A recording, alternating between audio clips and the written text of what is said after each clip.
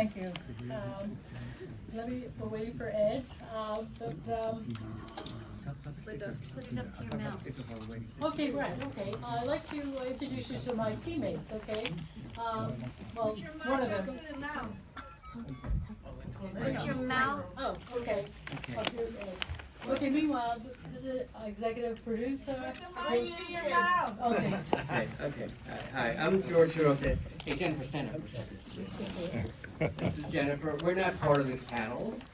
We're really excited about watching it and hearing it. So this is a really nice thing. I just wanted to say something about these stickers. Some of you picked up these on the way in. Where's Corky Lee stickers?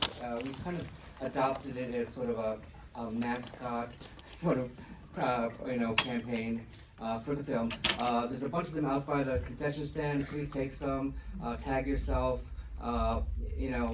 take pictures and selfies and tag us at where's Corky Lee and at Corky Lee Story. But this sticker started out before I got involved with the film actually, and I was doing this.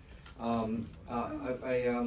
worked with a designer. And and I was missing Corky so much, and I was always saying, "Where's Corky? Why isn't Corky here?"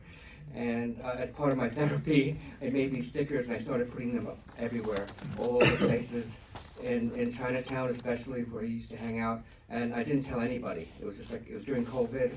It was a private thing, and people saw them, and later on they found out it was me, and they were kind of like, wow, you're the guy, that did it. So anyway, so please, this is a respectful thing. It was like, for me, I was looking for a way to honor him and help with my own sense of grief. And then I jumped on, Jennifer's film. So. Thank you. Okay. It was a great honor for me to be the moderator of this exclusive panel that I have. They are, as you noticed, they were in the film, and we were very fortunate they came to attend us. Some come from quite a ways. So I'd like to introduce first to Cynthia Dantzic. She is the senior professor at visual arts at Long Island University. Emerita. Sorry. She's also a painter and a photographer. And as you notice in the film, her book, 100 New York Photographers, is one of 17 art-related books and she has been involved with civil rights a long time, including the 1963 March in Washington, D.C. I did, I was there. Yeah, that's what I said, right. So, can I ask you, how did you choose Corky in your book, and the importance of being in your book? I don't know if Is this on? No, I'll take this one. Technology. I know. Hello. Well, I had done a book called 100 New York Painters for my publisher, Schiffer, and I've been very much involved in photography. My husband was a pretty well-known, important Cynthia Dantzic photographer, and my son also a photographer. So I suggested, how about 100 photographers, and he said, sure. And so I knew quite a few, but not the super major ones. And I got in touch with everybody I could, but then I spoke to my son, and he knew Corky Lee. Mm-hmm. And the more I heard about Corky, there's no way I was not going to include him. But the thing that makes me sad is I could only include 3 photographs. And if you hold this a moment. Sure. Thank you. Hold it where? Yeah. Thank you. Technology again. You'll notice in the movie that you just saw, I think I could do it. The photograph of Mr. Hum, who's a firefighter, that was just 1 or 3, and then the famous toilet garden, and then the Pakistani family just having a day in the park. But I wish I could have included more. I would have liked to do a whole book on Corky, and now, of course, there is one, Yes. which I think is wonderful. But there was only a chance to do a few photographs of each of the people, and if I'm not going to sound terrible, it's still a very good book, and it doesn't just have Corky, it has other Asian photographers, and black and green and pink and whatever other color you want, because there's only one race, the human race. Right. I mean, scientifically. Yes. So dogs and cats can do whatever they want, but they cannot produce anybody. But we all know everybody can produce anybody, and they have. So that's just a sideline. But I do think that the book is still available, and it was done in 2009, 15 years ago. And even then, he was as important Right. as anything. And I feel very honored to have been able to be part of this film. Kind of embarrassing to see yourself so large up on the screen. but I'm just really honored to have been able to include Corky where he belongs, right in the middle of where he belongs. Thank you. Thank you very much. My next guest is Edmund Newton. He came all the way from Washington, D.C. You're based primarily you explain your background. It's very enormous. Is your mic on? Maybe that's, Is my mic on? no. No? Oh. My background is mainly in journalism. I was a newspaper reporter for many years. And actually I ran into, as a reporter, Corky for the first time. I was going to say 50 years ago, but it's actually 49 years ago. So not that long ago. Looking at the movie for the second time, I was at the premiere. I'm still moved by it, and I'm so glad that I met Corky when I did, and I think he's a real hero, for his determination, his commitment, and just for being there, for sticking around. I mean, you don't see that sort of commitment in a lot of people. I was also a little brokenhearted by the fact of the dismissiveness that he faced from a lot of newspaper editors here in New York. Here was a guy who he could have been a staff photographer on any of these newspapers. Certainly had the talent for it, and I want to talk a little bit about that, about his the traits that he had to be a professional, a shooter in newspaper parlance. A guy like Corky is called a shooter, not a photographer. I mean, he goes out on the street. He has this personality which is very engaging. He is able to convince people to cooperate, to work with him.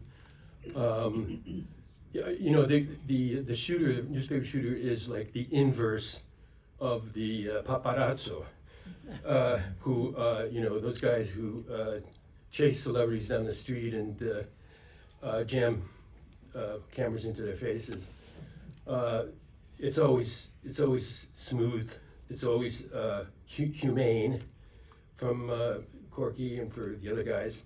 Well, he was a freelancer in the 1970s, who was sort of the go-to Chinatown guy who, if anything came up, they would call Corky or they'd look for him. He probably wouldn't even have to be called because he was there anyway. He did a lot of work for the Daily News, I know AP, and he certainly did some work for us. I did a series on Chinatown called Chinatown 1975. He did the photos for it. It was like actually a 7-part series because the last episode was like 2 pages. And it was a time. Do you mind? Am I talking too much? No. It was a time of turmoil, a time of joy, and a time of I don't really know how to express it, but it was just a really exciting time in Chinatown. Not necessarily for good reasons, but for bad reasons too. but the immigration doors had been opened. The generations of exclusion that Chinese people had been subject to were suddenly erased, and people were allowed in numbers, and Chinatown was like just this enervated place, and it was just expanding, it was sort of taking over Little Italy, you know, and all these different people were coming from different places, not just Guangdong, but you know, they're not speaking Cantonese dialect, but all the others, Mandarin, Shanghainese, Spanish, some of these people. But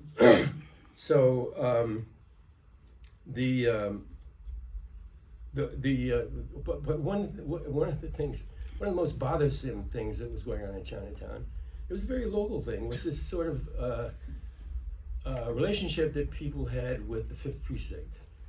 It was a you know, sort of a not a great place at that time. I don't like to malign people, but they were known for their thuggery as much as for their law enforcement efforts. So it so happened that this guy, engineer, upright guy, 27-year-old Peter Yu, very idealistic, was there. There was some demonstration, Peter Yu was actually trying to intervene in some sort of dispute or something, and suddenly the cops rushed, started hitting him on the head, dragged him into the station house, beat him inside. We learned afterwards, and the one guy who had the picture, because he knew where the point of the spear was Corky. Corky had this picture. So probably maybe his most famous picture, you know, a picture of Peter Yu being led off by the cops with blood streaming down his face, and it was just a total outrage and shock for the community. And so this sort of a miraculous thing happened. This divided community, and actually I was going to read something very quickly to you, but this divided community came together for this just incredible demonstration. And okay, come on, Newton. Oh, here.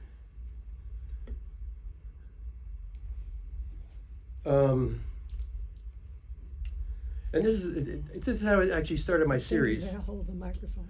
How I actually started my series. The first paragraph is so: thousands of demonstrators are packed so tightly into Chinatown's narrow lanes that a lightning bolt on Elizabeth Street might electrocute people en masse.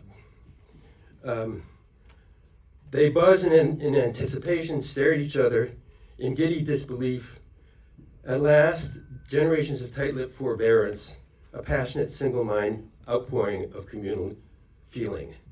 Word is passed back, and the crowd squeezes slowly out and beyond Chatham Square, smiling in the sun, placards raised, responding gustily to chants from marshals with battery-powered megaphones, and quote, "We Chinese protest discrimination and police brutality," proclaims the banner at the head of the parade, which is not exactly a motto that just, you know, jumps to flame. You know, it's a pretty modest statement, but they protest brutality, and this was just something that was so unprecedented that it wasn't just the young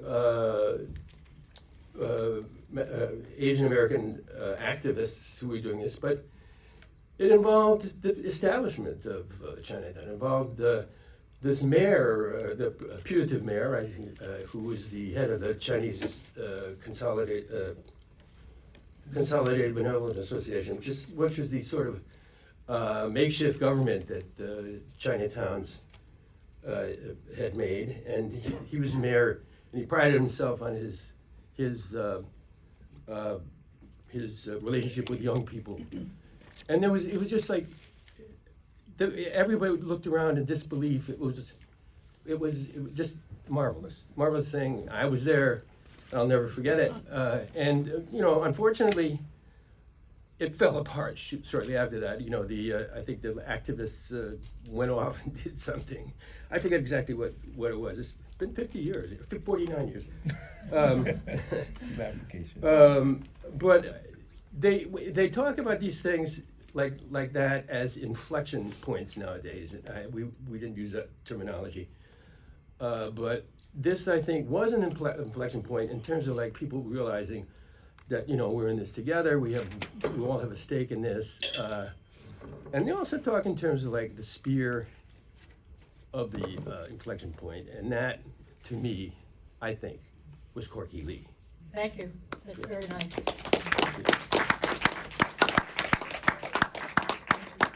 Very interesting. Thank you. Oh, I'm sorry. It's awesome. Our next panelist is Karen Zhou. I think a lot of you know her. You saw her in the film. She's also a very accomplished photographer. She does a lot of stories. She's also in a lot of books. And I'd like to ask you. Speak into the mic. Oh, I'd like to ask you, what do you think of Corky? What did he of the word, you know, photographic justice? Thank you. Thank you, Linda. Hi, everyone. I'm a photographer, and I'm not used to being in the spotlight. It's usually behind the scenes. So this is definitely awkward and hard for me. But I want to thank, I see so many friends in the community, and just want to thank you for coming out, for your support of Corky, not just for this film, but throughout the years.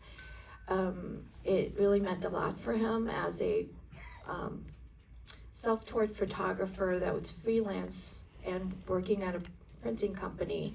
He was juggling a lot, and I used to think that he was like a Superman, because, you know, he's at the printing press where the news is being made, and he had the pulse of the news because he would get the newspapers the next day, but yet at the same time he was racing out to cover events that he thought was important, because he felt that our community was seen as invisible in the mainstream media.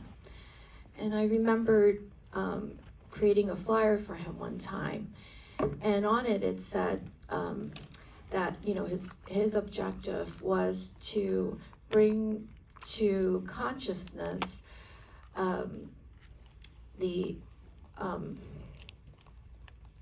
to the mainstream consciousness the stories of Asian America. And so that's certainly has been a struggle, because not pitching these stories to the media and trying to get stories about our community told, it's not easy. And he never quit. I think that partly because he had this passion, he had a calling in life, and I think it stemmed from very early days when he was a community activist. He was part and parcel of a lot of the movement, the Asian American movement that was going on. He wanted to make a difference. This was the younger generation trying to speak up, and, you know, their parents and their grandparents' generation did not want them to make wave, because a lot of them may have came through paper sons, which was a legal means, or undocumented. But he certainly felt that from his generation, fighting the war in Vietnam, that activism shaped how he saw and how he framed photos and how he took the photos and the stories that he told. So that's kind of goes with the photographic justice theme. He felt that there's pages and pages in our history books that do not have stories about Asian Americans, and he wanted to fill those pages. So that was a form of photographic justice. And just want to mention the railroad. The Transcontinental Railroad project was a huge dream of his since junior high school. And he never really, you know, for a kid to have a magnifying glass to look at a picture and say, where's my people? You know, the Chinese railroad workers that they said made all these contributions.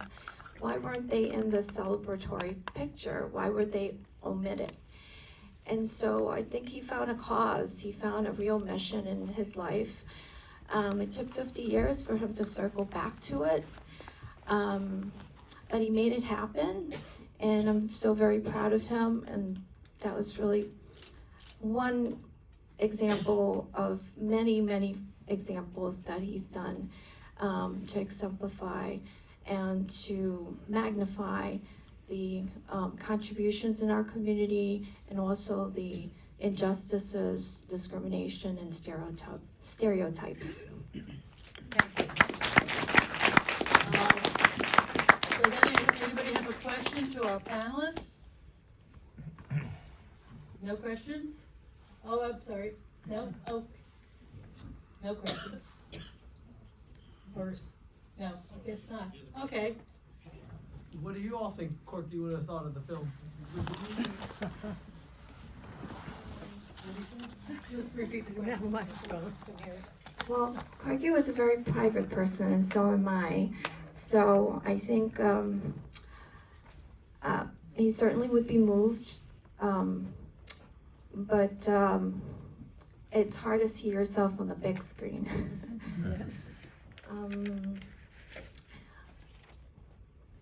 It's a lot of personal information about him, which he really didn't share a whole lot with his, you know, with his friends, and so it's probably, I think he would probably be a little embarrassed, but I think he would have loved it.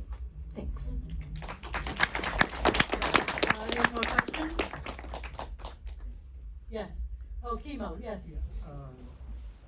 So you see a production like Keep- the locomotives, and you know Oops, sorry. it's like a major event. So you see a production like the locomotives coming together, and that's a major event, and you wonder, how did he make it happen? How did he get the locomotives? How did he get them there?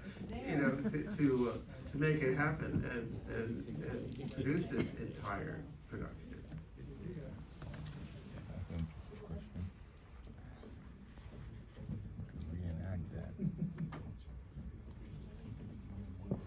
Okay. Well, in 2002, the Organization for Chinese Americans, OCA, they were having a conference in Salt Lake City, and Corky realized this was a great opportunity to bring Asian Americans together, because he understood history, and he knew that this was a way to, one way for him to get Asian Americans in the picture. So he asked the organizer if it would be possible to organize a program in which they could bus people to the two locomotives and have a group picture. That was his first picture that he took in Salt Lake City, and that made the New York Times. After that, he realized that that wasn't sufficient. He looked at that picture. He had given out that picture probably to everybody that came to that convention. Everyone had a copy. But he just felt that it wasn't quite as authentic to what the Champagne picture of 1869 looked like. He wanted to have more authentic replica of it. And he heard about the reenactment at Promontory Summit. They do it every year. It's through the National Park Services. And so he dreamt of a new idea, this one even bigger and bolder, and it would be to have a flash mob and to encourage Asian Americans and descendants of railroad workers to join him for yet another picture. So that first year was 2014, and I went along with him. I wanted to support him, but the first year is always scary because you really don't know who's going to turn up when you say a flash mob. But Corky was like 21st century, like he's learning social media, and this was something that he thought he could post, and hopefully people will show up. So when we went, it was just quite amazing because there was several hundred people, and they came, and that was the first shot. I believe that was his pride and joy. I think he really liked the outcome of that photo. What I remember was like he asked the National Park Service if they could lend him a tall ladder, because for a group picture of that scale, you certainly need to be far enough, and he wanted to have a good elevation. And I remembered that even though I wanted to take that picture, I decided I was going to join the group picture. And so I saw him on the other side, and he was on top of the world. I mean, I felt like he was just right up there. And I think the hardest part was shouting and telling people what to do, and it's the hardest part is assembling the group and getting everyone in order. But I think it all came together very naturally, and so he took that group photo, and that's how it happened. I'd like to leave you with a quote from Corky. It's not important that people remember me, but it's more important that they remember the photos. Thank you very much. Really appreciate it. I wanted to say something. What I wanted to say was the amazing coincidence that all those years there was somebody, I don't think they gave credit for the person that was constantly there listening to him and photographing him, saying all the things that he said. I mean, his life was constantly being recorded for years and years, and even his little private emotional moments. I don't know who did those photos, but that person should be sitting up here. Those photos is Jennifer Takaki. No, she's not talking about photo. Oh, you're not talking about the video, the film. Yes. No, the film. Oh. pictures of him Yes. all those years. Yes, Oh, she's that the is me. filmmaker. Were you following him all those years? Yes. Yeah. Oh, yes. Oh, my 19 years. goodness. Well, Like that's 19 years. So even then you knew he was going to be big. I felt he was under the radar and underappreciated. But let's hear from Ed. Ed, what are your thoughts on Corky? And you knew him in a working capacity. Tell us what that was like, because you're one of the few people that were on the ground in the very early 70s working with them. Yeah, well, it wasn't, I'm sorry. I don't know if yours working. Yeah, I think so. It wasn't enough, really, for me. I didn't really get enough of Corky. The newspaper industry, the news industry, as we know, is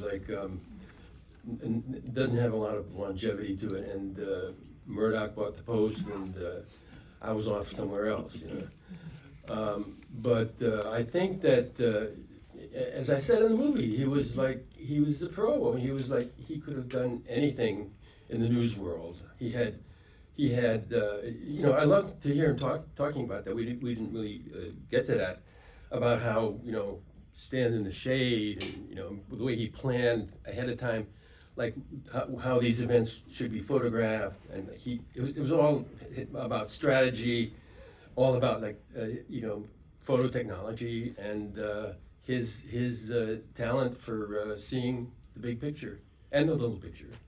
Right. How would each of you guys describe his personality? Let's start with Karen and then go down.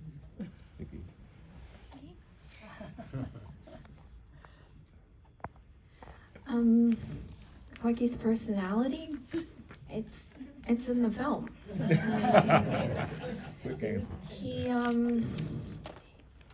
he likes to be humorous, and sometimes he writes poems, but they do rhyme, but they're not like poet laureate type of poetry. He would say that he can't sing or dance, write or edit, but if you give him a camera, you won't forget it. So he was a one-liners kind of guy, and that's how he got me.